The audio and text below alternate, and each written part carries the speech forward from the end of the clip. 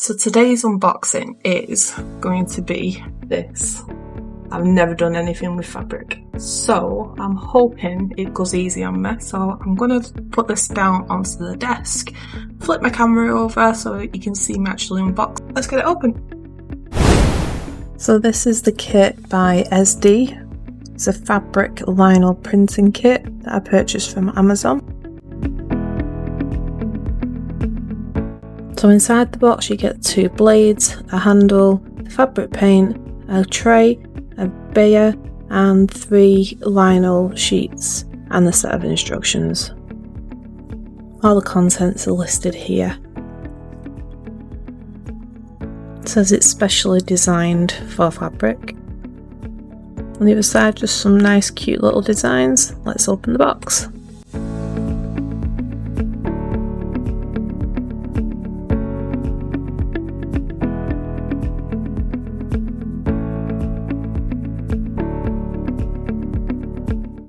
So the Brayer roll is nice and soft, definitely made for fabric rather than hard surfaces. This is the ink that comes with it in a black colour. I've never used fabric paint, so I don't really know what I'm doing with it just yet, but we'll have a look. It does state on the warning here that ink can stain, protect furnishings and any fabric if you do not want to print on them. Set of instructions. And then a weird sheet of, I think these are things that you can put on them to print out, but yeah, I don't think I'll be using any of that. Tray, you need to actually put the paint on the tray and roll it out.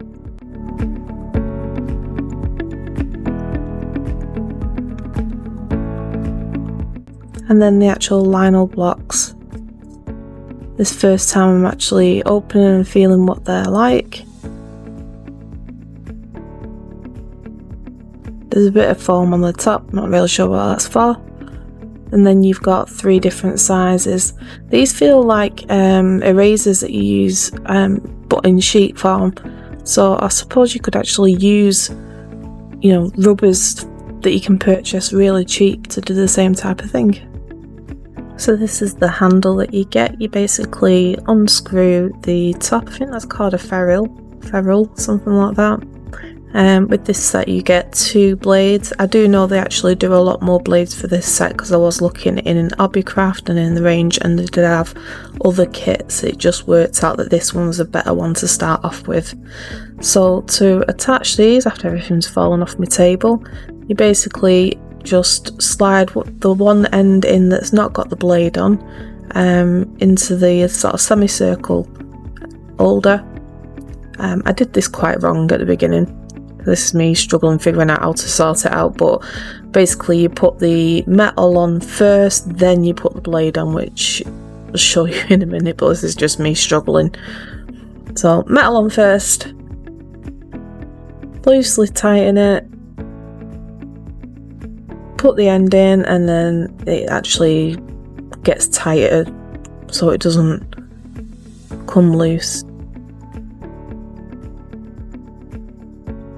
So that's nice and tight in there now, and then you basically use that on the sheet to cut your design out.